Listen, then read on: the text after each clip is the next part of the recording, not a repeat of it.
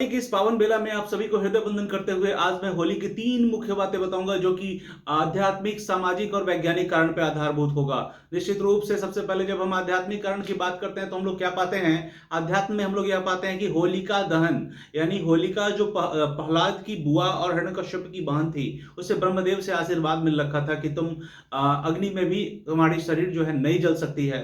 लेकिन जिस वक्त होलिका का प्रयोग किया गया प्रहलाद को जलाने के लिए स्पेशली, उस वक्त यह आकाशवाणी हुई थी आध्यात्म के अनुसार कि तुम्हें यह वरदान अपनी सुरक्षा के लिए दी गई थी, न कि किसी का जान लेने के लिए आपको दिया गया था।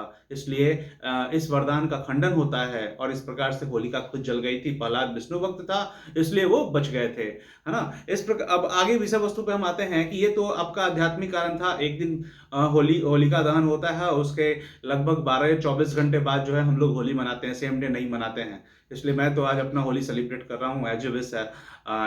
This is depends on your everyone situations, yes. और इकोनॉमिकल पॉइंट ऑफ व्यू से, सामाजिक दृष्टिकोण से अगर कहा जाए तो जिस दिन पॉकेट में पैसा है उसी दिन होली और दिवाली है, ऐसा लोग कहा करते हैं। तो चलिए, सामाजिक कारण यह होता है कि आपसी बंधुत्व, बुराइयों को हटा करके अच्छाइयों के प्रति अपने आप को प्रेरित करने की जो एक नसीहत मिलती है, वह है रंगों की टोली। That is called Holi. Yes, रंगों की बोली, रंगों की टोली, मतलब रंगों की झुंड बना करके लोग एक दूसरे के पास जाते हैं, एक दूसरे को सराबोर करते हैं, जीवन में रंग भर देने की एक दूसरे के प्रति अपनी जो सोच रखते हैं, यह वाकई अनूठा होता है। ये मतलब एक ऐसा प्रचलन भी देता है कि दुश्मन को भी लोग अपना अपना समझते हैं। इस संदर्भ में लोग एक दूसरे को मिठाइयाँ बांटते हैं। इवन इफ आप घरों में अच्छी अच्छी चीज़ें बनती हैं, अपने यहाँ बना हुआ चीज़ उन्हें खिलाते हैं, उनके यहाँ बना हुआ वो खुद खाते हैं। तो इससे क्या होता है, एक पारिवारिक बंधुत्व जो है, सामाजिक बंधन जो है, एक उसमें प्रगाढ़ता आती है। लोगों के वैचारिक रूप से लोगों का अपना विचार का आदान प्रदान होता है। डे टू डे लाइफ में लोग बहुत ही ज़्यादा बिजी हैं, इस कारण से वो एक दूसरे को समय नहीं दे पाते हैं। इस दिन निश्चित रूप से समय निकाल करके सब एक दूसरे के यहाँ जाते हैं और मिलते हैं। निश्चित रूप से आज हमारी सोसाइटी में ये चीज़ें थोड़ी कम दिखने को मिल रही है, पर अभी भी जो पुराने लोग हैं वो इन चीज़ों को मेंटेन करके रख रखे हैं। वाकई हमारी समाज की खूबसूरती भी इन्हीं चीज़ों में है। अब जब हम वैज्ञानिक कारण पे आते हैं तो ये बड़ा इंपॉर्टेंट होगा, और स्टडी पॉइंट ऑफ व्यू से भी आप देखेंगे तो हमारा जो शारीरिक और हमारा क्लाइमेट के अकॉर्डिंगली जो हमारी सिचुएशन है, हमारे पूर्वज लोग जो थे वो बहुत ही मतलब बुद्धिमान थे।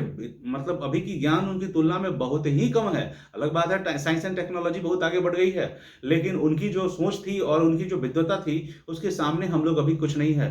बोल सकते हैं कि क्षणभंगुर मात्र हैं।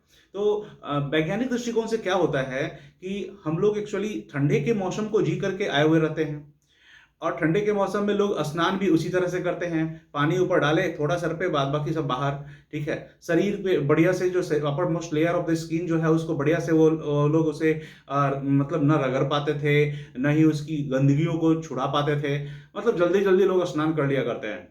और अब ये क्लाइमेट चेंज होने का है, गर्मी का समय आने वाला है, स्वेप्ट आना है। देखिए, मुझे भी स्वेप्ट आ रहा है, इसलिए मैंने फैन ऑफ कर दिया ताकि समझ में आए, मैं इस साइंस वाले पॉइंट को बेहतर से रख पाऊँ। तो अभी जो देख रहे हैं स्वेप्ट आ रहा है, ये स्वेप्ट आने के लिए छिद्र होनी चाहिए ना। जैसे पेड़ पौधे की पत्तियों में स्टोमेटा होता है, हमारे शरीर में भी एक छिद्र होते हैं, छोटे छोटे छिद्र होते हैं जहाँ पे बाल हैं, मतलब उस जगह पे छिद्र होते हैं। उससे जो होता है वेस्ट वाटर जो होता है उस बाहर आता है, स्वेप्ट के रूप में आता है, पसीने के रूप में बाहर आता है।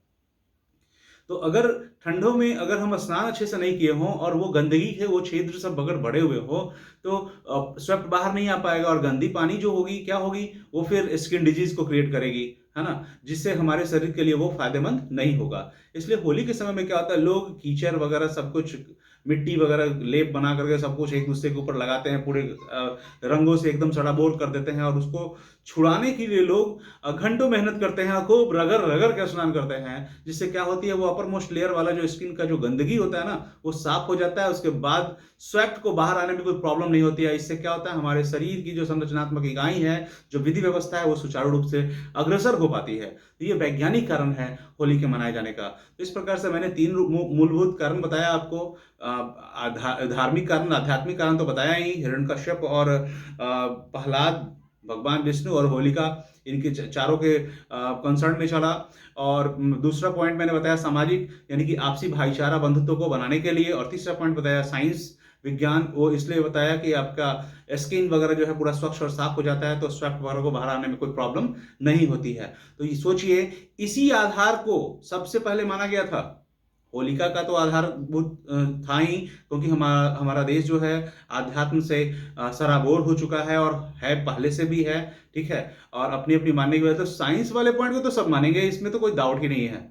धर्म को मानना है नहीं मानना है ये तो आपकी विषय वस्तु बनती है। मैं तो मानता हूँ, मैं तो आस्तिक हूँ, आपका पता नहीं मुझे, आप मानिए ना मानिए आपकी विषय वस्तु बनती है, लेकिन साइंस वाले बात तो मानोगे, इसलिए अच्छे से स्नान कर लेना, निश्चित रूप से बढ़िया से शरीर को साफ कर लेना, ताकि आगे आने वाले जो क्लाइमेट में अपने आप को आप एडजस्टेबल बना सको। Have a good day, bye bye.